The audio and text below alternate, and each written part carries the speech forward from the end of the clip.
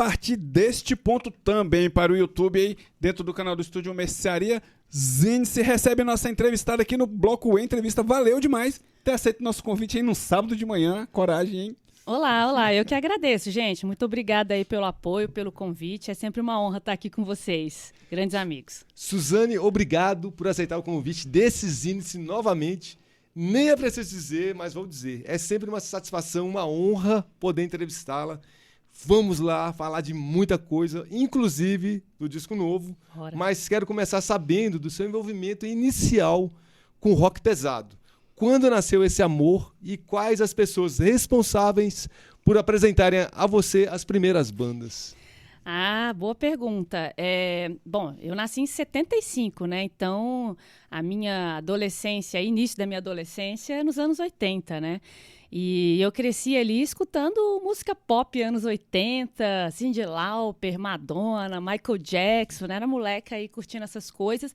E dali também já fui começando a curtir rock nacional, Legião Urbana, Plebe Rude, né? Então foi por aí também que eu fui também conhecendo o rock também internacional, Dire Straits, né? The Cure, né? Fui também começando no rock, mas foi aí, né, em meados dos anos 80, que eu estava brincando na frente do bloco, aqui em Brasília fala bloco, né, prédio, né, brincando na frente do meu prédio, tava lá e tinha um cara lavando um carro, né, a gente brincando ali de queimada, né, na frente do bloco, e cara, eu ouvi o One, do Metallica, pela primeira vez, cara, eu fiquei sentada assim no meu ouvido, falei, cara, que música legal, gostei disso aí.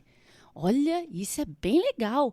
E dali, né, a maior paixão. Então, sou geração Metallica mesmo, né, anos 80 aí. E comecei curtindo Metallica pra caramba, assim, até hoje sou fã pra caramba. Pra mim, a maior banda, né, de metal é o Metallica. Mas eu não tive, assim, nenhum mentor, sabe? Meus pais não gostam nem de rock. Minha mãe gostava de sertanejo, né? Mas eu não tive mentor, nem mentora, assim, para me indicar som, sabe? Eu fui vendo, eu vi as coisas no jornal, eu vi que tinha show do Sarcófago, show do Creator aí, no início dos anos 90, né?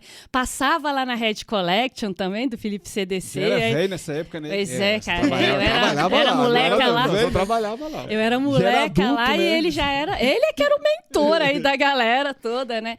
Passava lá, via as coisas, né? E eu que também saí influenciando a galerinha que andava comigo, assim, vamos atrás, vamos buscar, vamos assistir um show. Lembro, o primeiro show que eu fui também de metal aqui, eu tinha visto no jornal, assim, que era um show do Restless e do Dungeon, no Teatro Nacional. Um show todo bonitinho lá. Eu fui nesse show. Tava lá? Então, eu fui com uma amiga que nem curtia metal, levei lá para assistir e tal. Meu pai pegou a gente lá na plataforma, né, da rodoviária, a gente era pirralha ainda, assim. Mas eu não tive mentor. Aí, quando eu comecei a andar com a galera quando eu estava no segundo ano de segundo grau, né, porque eu sou desse tempo, de segundo grau, aí eu tava numa turma que tinha uma galera do grindcore, que tinha uma galera que curtia Pixies também, que curtia death metal pra caramba. Então, dali foi que eu comecei a ter uns apodrecendo, né? Aí foi.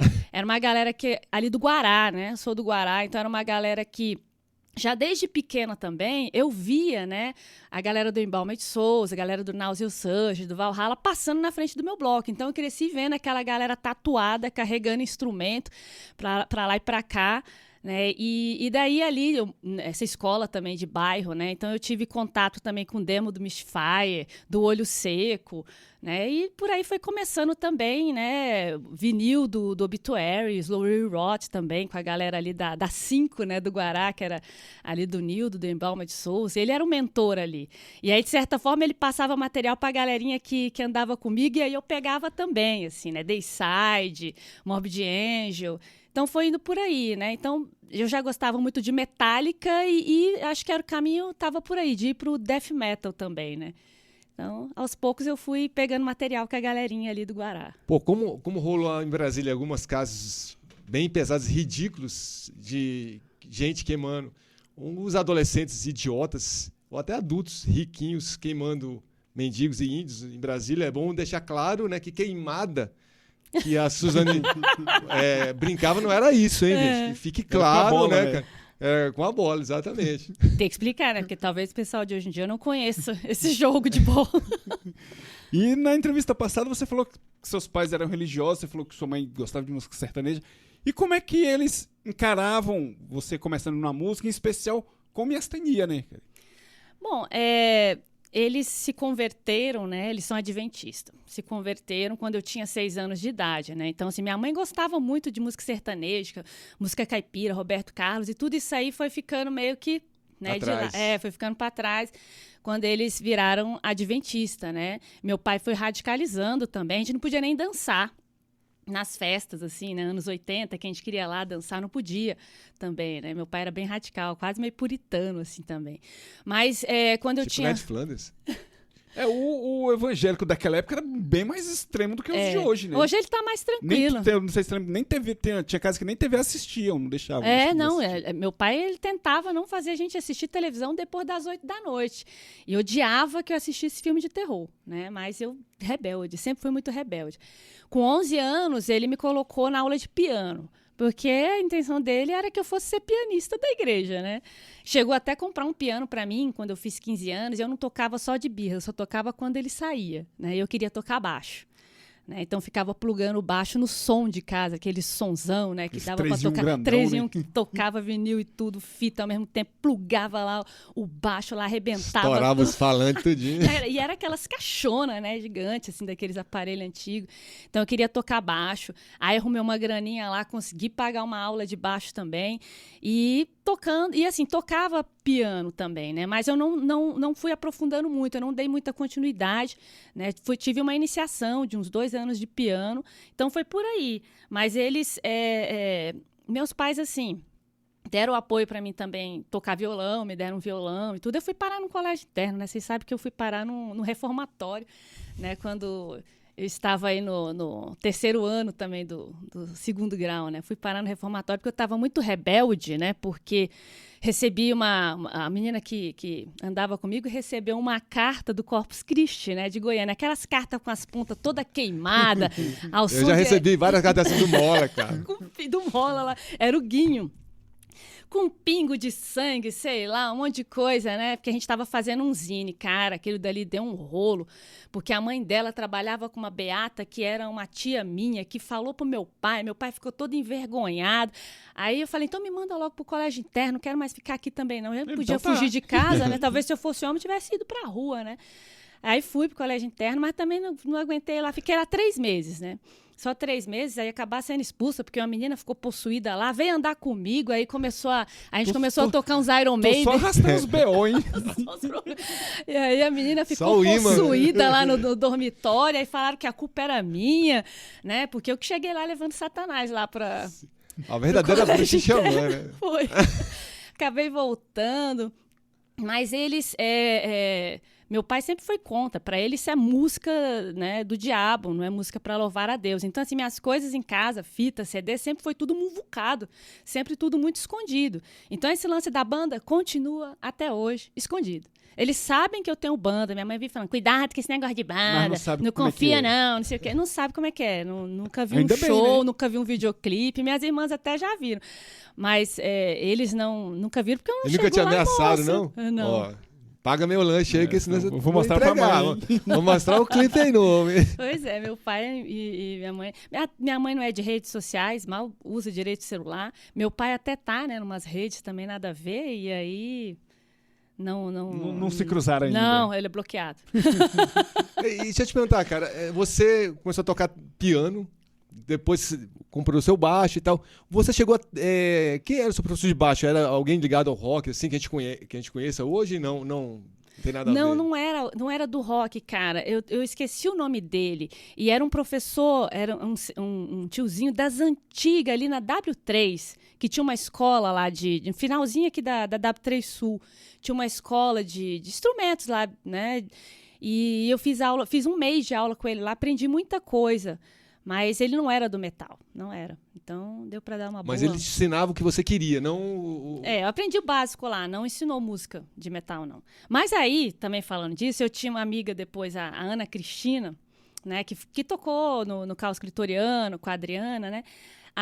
Ela fez aula de baixo na Musimed. Musimed era uma escola foda aí, já era né? renomada naquela época. Era renomada. E ela fez aula de baixo lá, cara, e ela né, pegou o Master of Puppets, né, do Metallica no baixo. Eu, caramba, como é que... Cara, me passa isso aí. Aí a gente ficava com o violãozinho, né, na rua, lá no Guará, sentado na calçada, e eu pegando também com ela me passando, cara. Muito foda tocar isso. E aí foi aprendendo assim também, né, nas ruas. Mas você tem um baixo na sua casa até hoje, não? Esse primeiro Não, baixo você eu já não passou tive- pra frente? O baixo eu não tive baixo. Porque depois também, com miastenia, a demo o ensaio, que é o início do miastenia, eu toquei guitarra. Então era uma guitarra. E depois é que eu gravei baixo na demo oficial. Em 96 é que eu fui gravar baixo, porque daí eu gravei teclado. Fui inventar de inserir teclado. E aí não conseguia, né? A gente não conseguiu firmar um tecladista, né? Na época, até a gente teve o apoio do Queixinho, do Sheol, né? E ele chegou a fazer um show com a gente, mas à distância, Goiânia.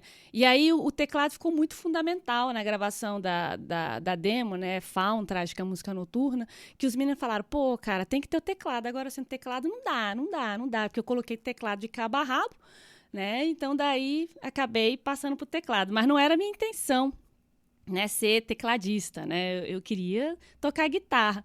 Mas daí, né, a partir do teclado, eu fui descobrindo né, esse potencial também de composição, né? Então, o 16, que é o nosso primeiro full, né, nosso primeiro CD, ele é todo baseado, partiu primeiro da composição de teclado. Então, assim, me deu uma abertura também e um diferencial, né? Porque Você acha que o teclado, desculpa, você acha que o teclado ele te dá mais opções de composição do que uma guitarra, ou não? Eu sou tecladista, né? Não sou guitarrista. Pra mim, né? Claro.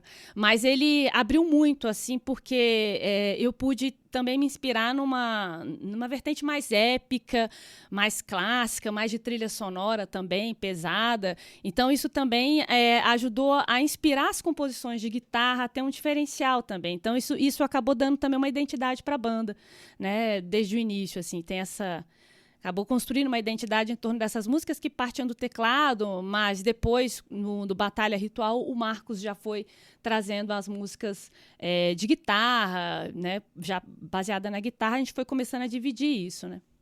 Bora ouvir som aí. Bora ouvir o Demonic com Inner Voices. Esse foi a Demonic com Inner Voice. Então, a sua primeira banda foi de grind, né, cara? Eu queria que você falasse um pouquinho sobre ela e se você sente vontade de voltar a tocar grind, que a Aletheia também tocou grind, né? Então, de repente já estaria ali um novo projeto. Você tocando guitarra. Aí eu fui tocar baixo. Aí foi em 93, né? Conheci a galera narcopunk daqui. E aqui em Brasília, Felipe sabe, né?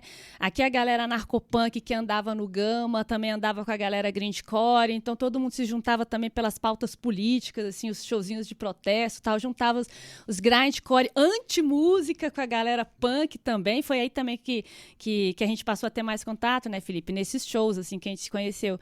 E aí comecei com eles no Afonia. E o Afonia foi ali, a partir do Afonia, aliás, foi no primeiro ensaio do Afonia, que estava o Anderson, também o Mick Lantecutli, né, tocando, que a gente já saiu de lá com a ideia de montar o Miastenia. A gente estava tocando lá, grindcore, anti-música, na época era com o Marcelo Piu-Piu, o No Music, né, na guitarra. E daí a gente já saiu dali conversando. Cara, a gente ensaiava no Cáustico Lunar, né, gente? Um estúdio das antigas, lá no Conic. Saímos de lá, primeiro ensaio lá, falando, pô, vamos montar uma banda de death, black metal, assim. Bora, que acho que mais é a nossa praia. A gente era tipo os trash, né, que eles falavam. A gente era os trash que andava com os punk, né, os metal pra eles, assim. E era uma galera muito bacana, assim, a gente até hoje, assim, tem muita amizade com a galera punk, assim. E daí, mas não durou muito tempo, cara. A gente chegou a fazer uns 2 shows, assim, muito difícil pra galera tocar, né, naquela época, assim, fazer show também, né, de grindcore, mas foi bem difícil. Mas, assim, foi dali que surgiu também o Miastenia, essa parceria com o Anderson. A semente plantada ali, né? Foi ali. E não, eu não tenho vontade de voltar a tocar grindcore, não. Quem sabe, né, gente? Mas a gente foi amadurecendo muito, assim, musicalmente também no metal, assim, né? Então, eu acho também, assim, que minha banda é essa, né? O Miastenia, já depois de tantos anos, né? 30 anos já de dedicação a isso aí. Então, não sei, se pode ser que surja aí outros projetos aí pra frente. Mas se for, ainda é nessa vertente, assim, que é o que eu sei fazer, né? E a Messenia foi fundada, né, em 94, e no ano seguinte já havia lançado um split e uma demo tape, que se tornou clássico, inclusive. Eu quero que você fale um pouco desse biênio inicial. Biênio? Os dois são 2 anos. O início, né, da banda. O Miasthenia, então, surgiu em fevereiro de 94, né? Então, eu tinha combinado com o Antos, vamos montar essa banda. E o Antos já tinha um projeto com o Vlad, né? Eles tinham um Mordrax, que era um projeto bem Samael, assim, né? Eles estavam gravando uma demo também. E daí eu falei, não, mostrei os sons que eu fazia, né, e tal, e aí mostrei pra eles o quanto que eu tocava também. Nossa, eles viram tocando aquele finalzinho do Samael, que eu não lembro aqui o nome da música, que tem um solinho de baixo e tal. E aí eles ficaram, né, empolgados. Não, vamos montar em 94. E com a proposta mesmo, surgiu com essa proposta de cantar em português, com letras em português, sobre temas de paganismo antigo, né, diferente de propostas de black metal satanista, luciferista, embora a gente sempre, né, gostou dessas temáticas e de bandas também, né, que tratam disso, mas pra gente, a gente queria algo mais nessa linha. E assim, a gente tinha como influência bandas que também estavam começando aí há 1 ou 2 anos também na mesma época na Europa, principalmente bandas da Grécia lá, o Sept Flash também, que tinha uma proposta de death metal melódico, o Kawi da Grécia também, que já era um pagan black metal também, falando de paganismo helênico, de antiguidade grega. Então isso também influenciou um pouco a gente a querer buscar esses temas daqui, né, mais próximos da nossa realidade, para abordar nas letras. No começo, na primeira demo, a gente ainda fala de temática de Egito Antigo, tá tudo misturado ali, né? Temática de bruxas também, né, de medieval. Então, todo esse universo assim que a gente teve contato inicialmente ainda em 94. Mas aí já para a demo, né, de 96, já começamos a aprofundar, né, no paganismo sul-americano. Mas isso eu fui amadurecendo também, porque a banda vai acompanhando também a minha evolução nos estudos de história, né? Quando eu sempre falo, né, quando eu passei no vestibular foi no dia que eu passei no vestibular que eu fui me inscrever para entrar na graduação em história, foi o dia que a gente montou Miasthenia. Então, Miasthenia, ele vai acompanhando também essa minha trajetória de estudos também no campo da história, todo esse meu amadurecimento, né? E uma das coisas que eu sempre quis muito conhecer, assim, é essa temática do black metal, né? O ocultismo, o satanismo, né? A bruxaria, a feitiçaria. Então, eu fui também me aprofundando na historicidade desses temas, assim, e desmistificando demonologias e tal, tentando entender, né, tudo isso, assim, porque eu nunca fui muito religiosa, né? Se confesso, assim, não tenho essa perspectiva muito espiritual, né? E daí, mais ateia, assim, né? Então, eu acabei aprofundando também nesses temas, assim, também por encantamento, mesmo por simpatia. Sempre gostei muito de estudar esoterismo, ocultismo, e fui começando a compreender toda essa construção dessa demonologia, desse lado negativo, perverso, satânico, né? E o que isso representava. Eu quis me aprofundar nisso, tanto nos estudos do mestrado, que é sobre o olhar dos colonizadores, sobre a religiosidade dos incas aqui do Peru, e fui aprendendo muito sobre isso, né? Sobre como que esse satanismo foi construído também para excluir o outro, né? O não cristão, né? E por aí também foi construindo a identidade temática também do Miasthenia, de buscar esses temas que foram silenciados, né? Por uma sociedade cristã, colonial, que demonizou, apagou, colocou tudo no mesmo saco, com uma vontade de dominar mesmo, né? Com uma vontade de exterminar, né? Então, nossa temática foi evoluindo também com o tempo, na medida em que eu fui estudando cada vez mais, assim, buscando desvendar esse universo aí também, mas que surge, como eu falei, surge lá no black metal, esse interesse por esses temas, né? Mas a gente vai se conscientizando. E eu me identifico, assim, passei a me identificar muito com isso, né? Então, até hoje eu ainda me identifico. Eu acho que, né, tô beirando... Esse ano eu faço 50 anos, vou 50, né? Então, ainda tá fazendo isso, gravamos um disco, um novo disco agora. Para estar fazendo isso, acho que a gente ainda tem que acreditar, né? Então, eu ainda acredito muito nisso, ainda me encanto com todas essas histórias e tudo, né? Com essas composições. Então, inclusive, é uma produção artística também que que é importante também na nossa existência, né? É uma produção artística que, de certa maneira, nos completa. Né? Então, ainda estou nessa. Eu ainda estou nessa, com 50 anos, né? Ainda acredito nisso, assim, preciso disso. Né? E o que seus alunos, hoje alunos, né? Antes professores achavam da sua história com banda? Eles sabem da existência da mecenia ou também é um segredo? Foi um segredo por muito tempo. Sempre fiquei quietinha lá, né? Tanto é que tinha professora lá que pensava que eu era crente, porque, né, eu ia com o cabelo amarrado, não sou de usar maquiagem, né? Ficava quieta na minha. Falei assim, poxa, eu não sabia que você tinha uma banda, né, de metal pesado, porque eu nunca fui te falar. Então, assim, hoje, na UNB, os alunos sabem e os professores são professores que conhecem metal. Então, mudou muito. Nos últimos 10 anos, assim, mudou muito até o quadro docente. Quando eu entrei, ainda tinha muitos professores formais, assim, aqueles professores que iam de terno e gravata, que não sabem nem o que é rock direito, né? Então, eu falei, é melhor nem que saiba, porque senão, né, a associação com sexo, drogas, né, rock and roll, vai achar que eu sou irresponsável. Então, sempre tinha muito esse receio de acharem que eu seria tão irresponsável quanto um roqueiro doido, né? Uma roqueira doida. Mas a minha orientadora, por exemplo, de doutorado, ela sabia, tanto de doutorado quanto de mestrado, e ela vivia falando, quando é que você vai mostrar sua banda? Quando é que você vai mostrar sua banda? Eu quero ouvir sua banda. Porque ela sabia que eu saía para fazer show, mas eu não mostrava. Aí, quando foi no finalzinho, eu falei, toma, tá aí o CD. Nossa, ela ficou de cara, gente, que é isso? Como é que pode? E falou, e agora eu só ando com esse CD dentro do carro, colar, na doida, assim. Mas eu esperei um tempo para mostrar, porque, gente, eu entendo que muita gente não vai entender o que é isso, né? Ela gritando desse jeito, né? A Suzane toda, né, certinha. Já tinha recatado.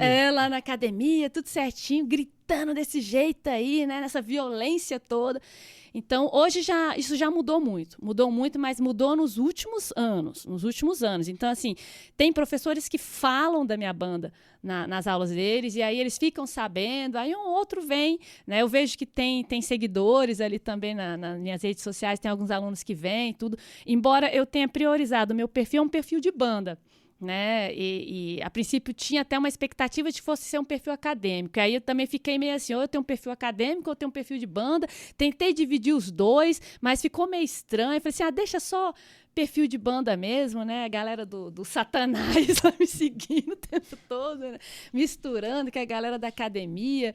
Então, tentei focar mais o perfil mesmo do Instagram, do Facebook, tá mais só para divulgar a banda, assim, até porque eu não tenho muito saco para ficar ali gerando conteúdo para isso. O que eu tô gerando é conteúdo de banda, né? Então, que é difícil deles terem essa expectativa acadêmica. Mas, de certa forma, o que você faz, assim, dentro de mecenia, com seus estudos sobre história e tal, acaba ajudando a história também, o curso, né, em si de história, né? Porque quem lê as letras de mecenia, quem acompanha a história da mecenia, sabe que tudo isso é muito bem embasado, né? Não é por acaso, nada inventado. Lógico que tem a parte da ficção poética. O lado da ficção, né? O lado poético que você pode utilizar, mas é tudo embasado por situações reais, muitas vezes, né, meu? É isso, e tem uma galera, né, que formada em história, que curte a banda, que vem e fala, que dá os depoimentos, assim. A gente tem registro de pessoas, assim, que foram fazer história, porque se sentiram estimulados pela nossa música também. Então, já tem uma trajetória aí, e a temática, né, embora, como você falou, eu tenho essa liberdade poética, né, e eu trabalho muito com essa coisa da ficção histórica também dentro da música, né, mas tem embasamento em fontes, em estudos historiográficos, né? Então, é uma maneira também de reinterpretar o passado, sobretudo esse passado que foi estigmatizado, silenciado por ser um passado pagão, né? Ameríndio, pré-colombiano, né? Que os colonizadores tentaram a todo custo mesmo apagar, sufocar, né? Então, essa proposta de trazer também esses antigos valores, formas de organização, as guerras, a resistência, né? É uma maneira também hoje de né, mostrar esse passado de resistência que foi muito apagado. E isso é muito inspirador. Ainda continua também nos inspirando. E é uma fonte inesgotável, né, de conhecimento, tanto de histórias como de mitologias, de filosofias diferenciadas. Então, a gente aprende muita coisa. Eu gosto muito das coisas que eu aprendi com esse universo pré-colombiano e não me canso de estar sempre aprendendo, né? Então, tem essa veia também aí da ficção histórica, mas que a galera entende que tem um embasamento, né? Num contexto mesmo real, assim. Eu vejo, assim, tanto as letras como o tema do Miastenia é um grande diferencial dentro da banda, que foge do lugar comum e, igual o Felipe falou, embasado, né? Isso é muito, muito bacana. Embora, né, como diz o outro aí, a prioridade também pra gente sempre foi muito a parte sonora, né, musical. E as pessoas sempre perguntam, essa parte dos estudos, essa parte da temática, como eu falei, ela é muito inspiradora pra gente. Né? Então, é a partir dela que a gente compõe, que a gente imagina, né? A partir de a gente pensar o cenário que vai ser do próximo disco, né? Como foi agora dos Espíritos Rupestres, é a partir de imaginar esse cenário que a gente começa a compor a parte musical. E depois disso é que eu componho, de fato, as letras, também inspirada pela música. Então, tem essa retroalimentação. Né? Retroalimentação. Eu escutei o instrumental que a gente construiu, e a partir desse instrumental foi que eu escrevi o conto. Eu ficava ouvindo os climas que a gente conseguiu, né, trazer ali, as partes mais agressivas, né, o que me remetia a uma situação de guerra, uma situação de ritual. Então, tudo isso também foi embalado também inicialmente pela música. E depois tem um retorno, né? Então, a gente vai inserindo as letras e vai também moldando um pouco mais, ou até criando partes novas, para tentar ter essa imersão, né, entre letra e sonoridade, assim. Mas sonoridade é fundamental, né? Não tem jeito, nós como metaleiro. Então, o 16 é de 2000, Batalha Ritual de 2004, Supremacia Ancestral de 2008. O Felipe tá perguntando aqui se foi a FIFA que patrocinou esses discos. E se foi intencional lançar disco a cada 4 anos ou mera coincidência? Quem dera, né? A gente pudesse lançar todo ano, ou de 2 em 2 anos. Mas foram as circunstâncias mesmo da vida, né? O Miastenia é uma jornada aí que foi acompanhando também, são muitos anos, né, cara? Então, foi acompanhando também todo o período dos meus estudos, assim. Então, teve momentos que foram mais difíceis, que a gente demorou mais para lançar por conta de falta de tempo mesmo para ter toda essa dedicação, né? Às vezes, a gente tinha que dar um tempo. Então, assim, o Miastenia, ele nunca parou. A gente nunca desativou a banda. Mas a gente foi indo devagar. Então, teve momentos que as composições demoraram mais a sair, tivemos problemas com formação também. Então, a gente, às vezes, voltava, refazia tudo. Então, foi mais por isso. Foi sem querer, né? Sem querer. A gente gostaria de ter, pelo menos, lançado um a cada 4 anos, mas a gente acabou que, pelas circunstâncias da vida, algumas coisas demoraram mais. Principalmente no período que eu estava para terminar o doutorado. Esse aí foi um inferno, que eu fiquei 4 anos e 8 meses para terminar a tese de doutorado. O último ano foi um inferno. Eu só consegui escrever no último ano mesmo a tese. Então, nesse período aí foi bem, bem difícil. A gente só foi conseguir fazer outro, né, lá em 2008, que foi quando saiu Supremacia Ancestral. Então, Supremacia Ancestral demorou mais para sair. Mas é um álbum que já saiu com uma carga também de conteúdo. Cada letra, ele é bem mais conceitual do que os álbuns anteriores. Cada letra é baseada numa resistência indígena colonial, de norte a sul do continente, né? Então, demorou, mas por conta de todo esse idealismo também, assim. Como eu falei, problemas de formação, as pessoas, né, mudam, têm outros interesses, né? Todos esses anos aí também não deu para permanecer, né, os mesmos, assim, né? Mas a gente foi lutando, né, e buscando também colegas que pudessem, né, participar com a gente. E, em termos de composição, assim, quem é mais perfeccionista? Você ou o Marcos? Assim, é aquele mais assim exigente, refazer a música várias e várias vezes? Cara. Eu sou chata também. Sou muito chata. Mas o Marcos, ele é excelente, assim, é um parceiro mesmo, e eu acho que é por isso que também tem dado certo, né? Porque a gente trabalha junto, a primeira coisa que surge aí é a guitarra e o teclado junto ali, né, para criar essa trilha sonora a partir da qual, né, a gente vai pensar, que eu vou pensar a letra e tudo encaixar. Mas eu sou um pouco chata também com a estrutura da música. Ou não, volta nisso, repete isso, recorta aqui. Né? Então, fui pensando algumas coisas, porque eu estou pensando também no vocal. Então, quando você vai pensando no vocal, você pensa, pô, vou querer repetir esse trecho aqui, vai ficar bacana da gente voltar nessa base para eu poder fazer um refrãozinho aqui. Né? Então, tem um pouco dessa chatice aí. O Marcos é chato pra caramba também, mas só tem gente chata nessa banda, gente. Que isso, nós somos tudo chato. Se a gente não fosse chato, acho que não saia estaria durado. Não dá nada que preste, né? Então, tem que ser chato. A gente é exigente mesmo com nós mesmos, assim. Então, as coisas demoraram, como você está falando, demorou para sair os discos, porque a gente ficou lapidando, passando tempão, falando, não, isso não tá bom ainda. E esse disco mesmo, agora, o Espírito Rupestre, passou por quase 3 pré-produções. Né? Então, teve a primeira, a gente falou assim, não é o que a gente quer, né? E aí convidamos também a Letéia e a Ariadne, e iniciamos um novo processo de pré-produção que durou mais 2 anos com elas também, para tentar, né, chegar onde a gente estava. Mas não se afobe não, que a gente vai falar disso já. Não se afobe não. Então bora ouvir isso aí. Bora ouvir o Paradise in Flames com A Feel the Plague. Esse aí foi a Paradise in Flames com A Feel the Plague. O Ritual da Rebelião e a coletânea Território Metálico são 2 trabalhos em vídeo da Messenia, e já tem um bom tempo que ambos foram lançados. Observando por essa ótica, há a intenção de futuro trabalho no formato aludido? Esses daí foram de shows, né? Quem sabe, né? Possa ter, mas por enquanto, porque também foi um momento, assim, né? A gente estava muito nessa onda nos últimos 10 anos aí, de gravação de DVD, né? Hoje nem aparelho de DVD eu tenho mais, nem cara. Não, dá mais, nem, né? não dá, nem o notebook dá mais para assistir DVD. Então foi um momento. Hoje a gente, né, consegue colocar os vídeos, por exemplo, de shows no YouTube, né? Com o YouTube, a gente deu uma guinada nisso, então ficou mais fácil de divulgar os vídeos. A cada show a gente já consegue ir divulgando. Então, assim, o Ritual da Rebelião foi, que é um assim, ele foi uma junção de várias filmagens, aquelas câmeras, né, dos anos 90 ainda, que a gente conseguiu fazer aí toda essa fase aí da banda até o Supremacia Ancestral, né? Que deu trabalho. Então, a gente juntou todo esse material antes também que esse material ficasse degradado, porque era fita. Aquelas fitas mesmo de gravação, aquelas fitonas, né? Então, dali para passar tudo para um DVD.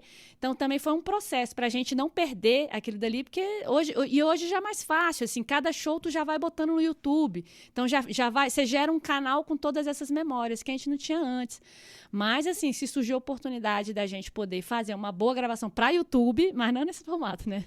Os formatos aí de DVD já não... Já morreu. Já né? morreu. Esses daí, né? Não tem mais como. Então, Legados do Inframundo e Antípodas. Queria que você comentasse um pouquinho sobre esses discos, se você mudaria algo neles, caso fosse possível, e recomendasse uma música de cada um desses 2 discos aí. O Legados do Inframundo, ele é bem agressivo, né? É uma imersão no inferno, né? No inferno Xibalba, né? No inframundo dos maias.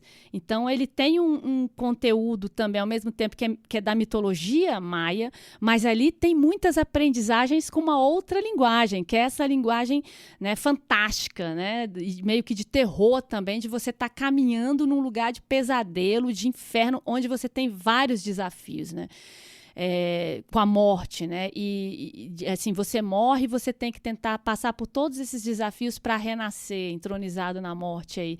Então, e o Antípodas já é um disco que ele tem uma pegada bem decolonial. Decolonial, eu digo, de crítica, né, ao colonialismo, aos valores coloniais. Então, sobretudo também de gênero, né? Porque a gente fala das guerreiras amazonas. Então, é um disco que recupera uma resistência também de mulheres também ao colonialismo, que o colonialismo também tem essa introdução de um patriarcado opressor para as mulheres, sobretudo para as mulheres indígenas, que comportam essa diferença, né, de sociedades antes guerreiras, né, de mulheres que lutavam e tinham respeito, né, e podiam governar também nas sociedades.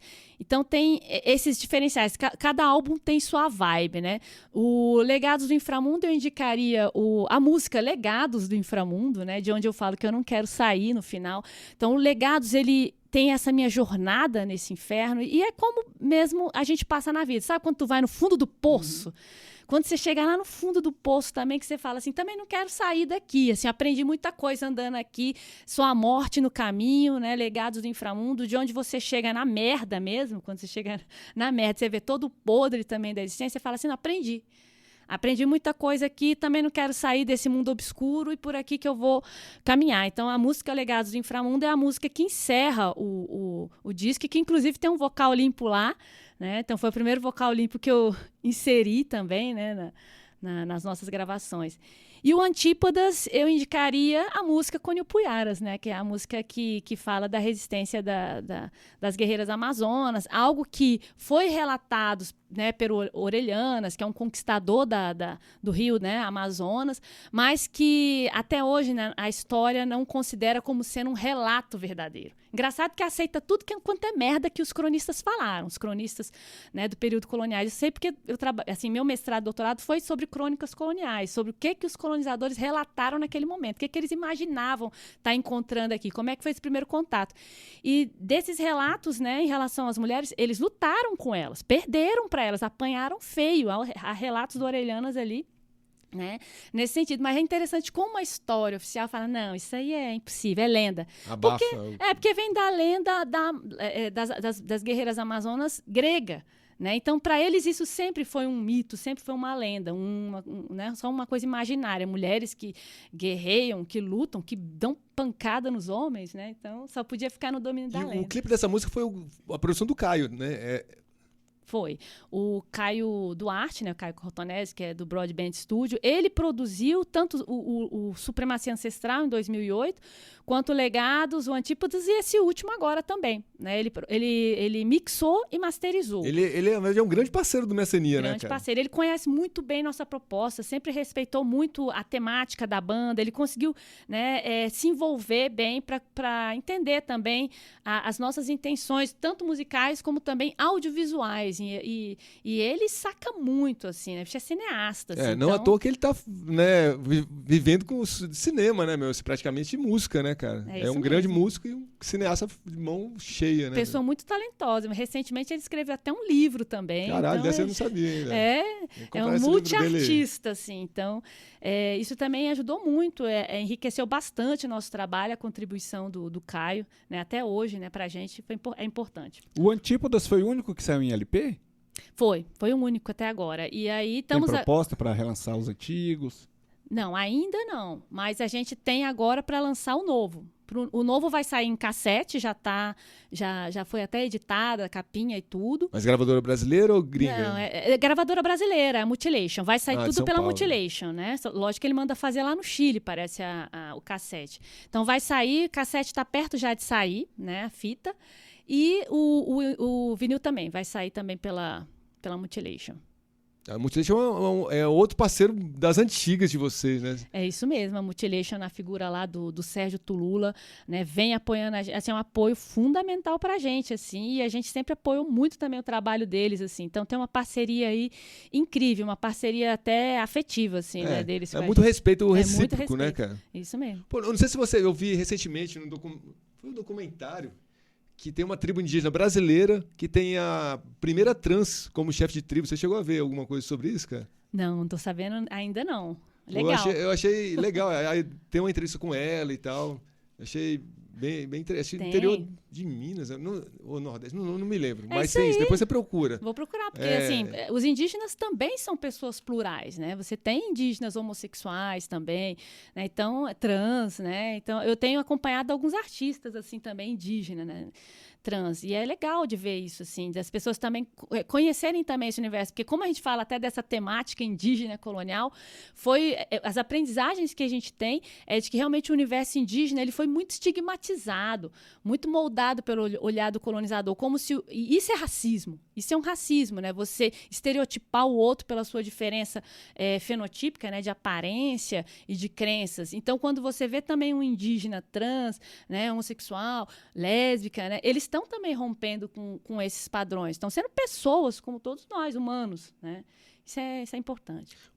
E tem algumas coisas que a gente acaba observando nesse envolvimento do branco querendo tirar o índio da terra que o indígena natural ali, ele aproveitar toda a riqueza, joga mercúrio nas águas indígenas, ali, no caso do Brasil, um caso típico, né? Tivemos um governo catastrófico há poucos anos, né, cara? E, assim, não sei se nesse sentido, se você explorar esse lance comercial, assim, do branco, explorar as matas indígenas e tal, o Messiaria pensa em fazer alguma coisa nesse sentido futuramente, abordar... Ainda não sei o que eu farei futuramente, Felipe. É tanta ideia, tanta vontade de abordar tantos temas, né? Agora eu tô, né, nesse brainstorm, assim, pensando o que vai vir aí pela frente, o que eu vou juntar. Quero, né, alguns elementos novos também. Mas essa questão, por exemplo, da ganância, da ambição em cima das terras antigas, dos povos indígenas, é algo que eu abordo um pouco indiretamente até nesse último álbum, né? O final tem algumas frases que eu coloco ali, meio poética, né? Inquisição não vai me deter, cessem de ferir meus pulmões, de cortar minhas raízes. São frases também que eu imagino que esse eu também é a terra, né? Esse corpo território também que foi colonizado, tanto a pessoa como também a terra, que é parte também de toda essa ancestralidade. Então, tem alguns elementos aí que estão ligados a uma crítica mesmo de toda essa ganância, essa exploração, a própria Guerra dos Bárbaros, né, a luta dos tapuias, e também está ligado a essa resistência, essa luta pela terra. E é algo que também que nos ensina, algo que a gente traz de ensinamento também para o tempo presente, né, de continuar resistindo também a essa exploração, a essa dominação, essa destruição da vida, né, no planeta, assim. Pô, para encerrar, visto que o tempo é curto, quero saber todos os detalhes e novidades desse maravilhoso Espírito Rupestres, o disco mais recente da Messenia. E, aliás, outra formação nova e um novo álbum. Como a banda lida com essas mudanças na formação, aproveitando que você vai falar sobre o... E tem uma novidade. Tem uma novidade. Você podia falar até da novidade, sei lá, também. Fala o que você quiser. Você falou disco. Tudo, né? Falar o detalhe também, a formação. Todo. Pois é, o Espíritos Rupestres, né, é o álbum então que a gente acabou de lançar aí, saiu em outubro pela Mutilation. Pega lá, mostra aí. Olha aí. Saiu numa versão digibook. Eu vou segurar, porque senão o Fradal vai roubar meu CD aqui. Há muito tempo também que a própria Mutilation já vivia falando, vamos inserir um livreto, escreve mais. O próprio Tulula da Mutilation já estimulava também a gente inserir uma parte literária também. E assim, no Legados, eu inseri parágrafos introdutórios em cada letra também, né? E o Antípodas, ele tem uma epígrafe, né, maior no iniciozinho ali, também explicando um pouco, mas dessa vez falei, não, então vou fazer um conto, né? Vou escrever e a partir dele eu vou musicalizar as letras, né? Então ele tem essa característica, é um álbum literário musical, né? Então, teve todo esse investimento literário musical também e uma preocupação também muito visual, né? E o bom é que assim, a gente encontrou a Aletheia e Ariadne, que assumiram, né, um papel na banda e nos estimularam também nessa identidade visual, né? A gente acha que a gente estava meio que deixando o Corpse Paint de lado também, né? E daí com elas na banda a gente retoma também essa identidade visual mais forte, né, da Pagan, né, da banda, e retoma essas pinturas. As meninas ficavam super empolgadas, elas não viam a hora de se pintar, quando é que a gente vai se pintar, tirar essa foto, né? Então isso também foi muito importante pra gente também trabalhar um pouco mais também a identidade visual. Então o álbum que tem essa parte literária e visual também, que tenta integrar também tudo isso aí, né? E a entrada das meninas foi bem bacana nesse sentido, porque nos possibilitou ser uma banda, né? Com 4 pessoas novamente, porque a gente vinha nos últimos anos só com session, né? Então, e os Sessions têm suas outras bandas, suas outras tarefas, né? A gente é muito grata ao Nigron, que teve com a gente em 2018 na turnê europeia e participou do iniciozinho da pré também desse álbum. Então, tem uma contribuição dele também aí na composição da bateria, né? Algumas coisas dali acabaram ficando também, que ele ajudou a compor, né? Mas a gente precisava, né, de gente que ficasse com a gente. A gente ficou muito sozinho na pandemia, e a gente passou por esse período de isolamento, então para a gente foi fundamental também chamar, né, pessoas para vir participar com a gente, para dividir um pouco essa responsabilidade de banda, né? E as meninas toparam essa empreitada, né? Investiram também junto com a gente no processo de gravação, né? A princípio a ideia era ir gravar em São Paulo, depois no Rio de Janeiro, mas as condições para a Ariadne, que é mãe, né? E tem um trabalho aqui no órgão público, então é muito difícil para ela sair daqui. Então foi uma indicação dela também a gente fazer a gravação lá no Orbis com o Marcos Paulo, foi muito bom. Marcos Paulo, uma pessoa muito atenciosa, um cara muito bacana, foi muito tranquilo, né, trabalhar com ele. Então deu para fazer lá.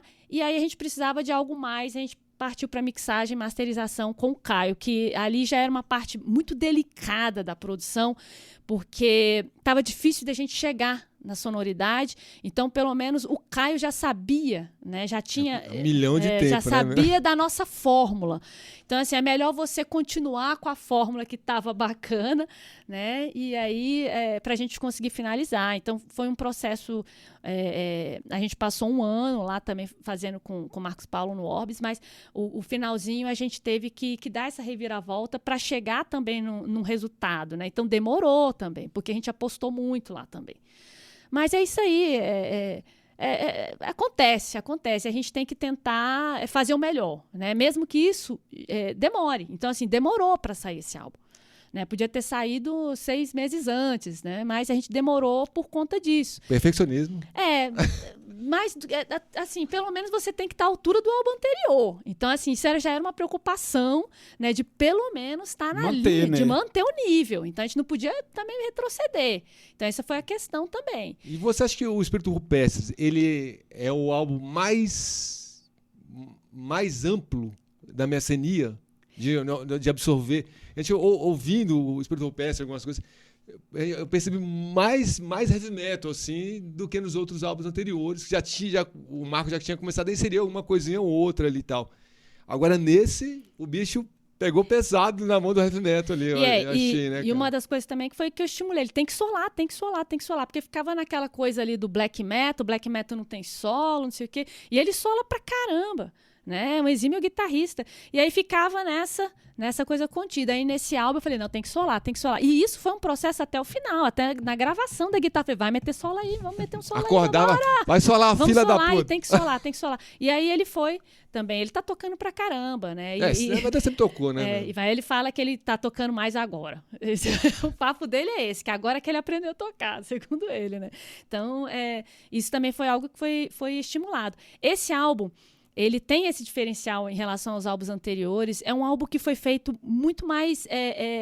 acho que a gente teve mais tempo para ouvir o que a gente estava fazendo. Os 2 álbuns anteriores, o Legados e o Antípodas, acho que a gente fez com o Vitor Lucano, tem músicas ali que a gente fez, passou para ele e a gente já foi para o estúdio e fechou. Né? O Vitor não estava com muito tempo, principalmente quando terminou o Antípodas, ele estava com a esposa grávida, né? Esperando ele, deixando ele lá no estúdio. Então ele chegava, gravava. Eu lembro que ele gravou com o Puiaras assim e já saiu, né? Porque ele tinha esses compromissos familiares, né? Ia nascer uma filha. Então isso também foram momentos difíceis, assim. Então são álbuns que a gente fez de uma maneira diferenciada. A gente não teve tanto tempo, eu acho, para amadurecer como a gente teve nesse, sabe? De tocar as músicas juntos, de conseguir ensaiar essas músicas. E a gente fez, né, umas 2 pré-produções antes, ouvindo o que cada um estava tocando, cantando, né? Então teve um período maior de amadurecimento. É mais amplo nesse sentido, porque a gente incorporou elementos mais ousados que antes a gente tinha colocado, inclusive os vocais limpos, né? E a Letéia, que canta pra caramba também, veio para somar nos vocais. Ela também toca viola clássica, ela toca em orquestra. Ela é musicista, Ela né? é musicista, bacharel Formado em música. E o caralho. Né? Bacharel em música pela UNB. E aí ela inseriu também umas linhas de viola clássica também, né? Então, é um álbum que tem todas essas nuances também, assim. E todo mundo está plenamente feliz com o Espírito Rupestre, dentro da banda. Estamos. Para as meninas também, assim, potencializou muito também o que elas vinham fazendo, né? Então, o resultado, né? Agora, no final do ano, a gente saiu em várias listas dos melhores de 2024.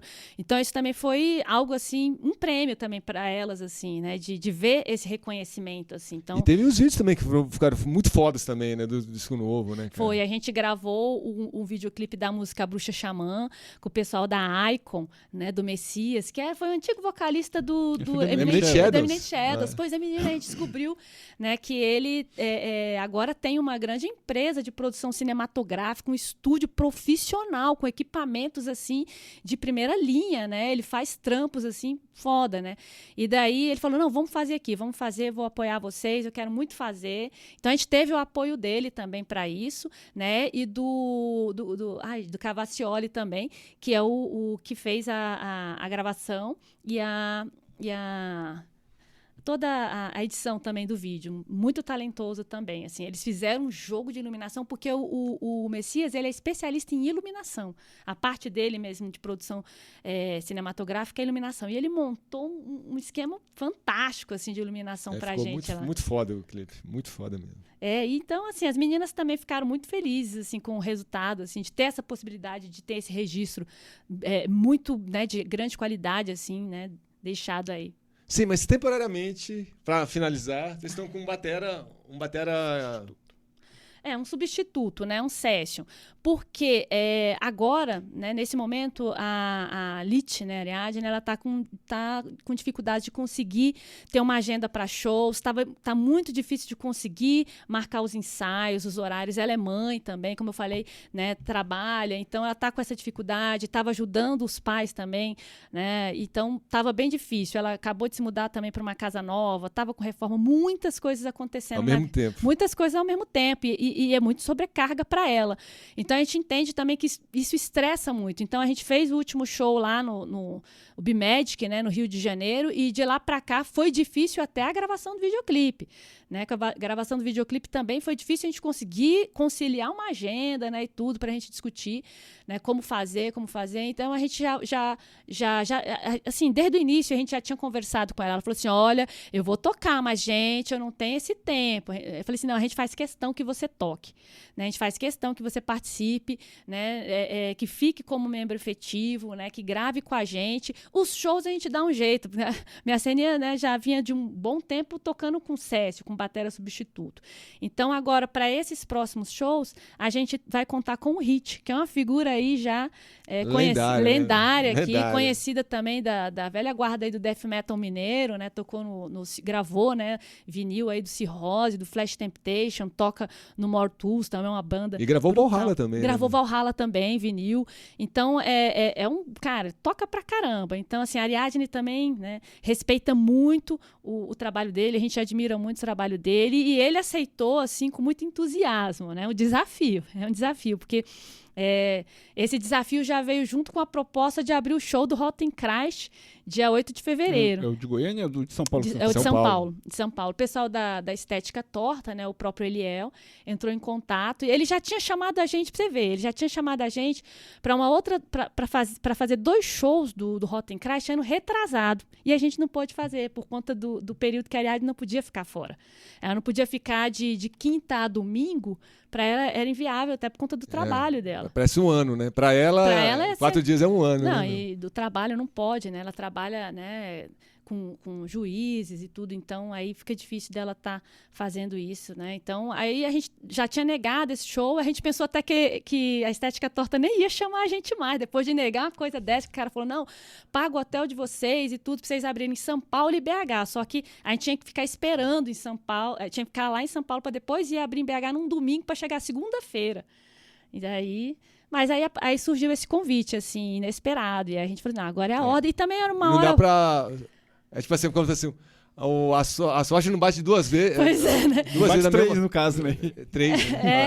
E também porque vem a calhar, porque daí estimula também o batera substituto, né? Também para ele tá aí pegando esses sons, né? Vamos lá, é agora, vamos pegar, para abrir pro Rotten Christ, vamos lá. Então também veio como um estímulo também pra gente tocar o barco aí. Então...